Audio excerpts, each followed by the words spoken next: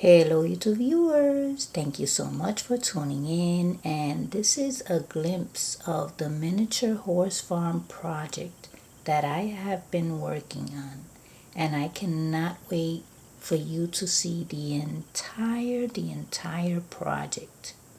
I hope that you will enjoy all the details.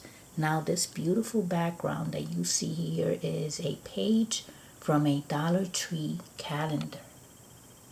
That's all it is, and look at how beautiful and how perfect it is for a horse farm. I have my plastic horses.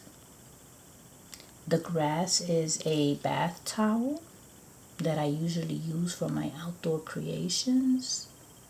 Then I have this plastic fence and some little rocks, some stones from a centerpiece that I had on my dining table.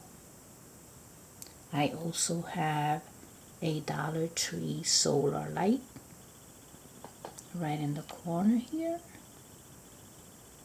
So yes, I am going to be bringing you back to this creation, and you will see the entire farm. So I hope that you stay tuned for the completion of this project. And thank you so much for watching.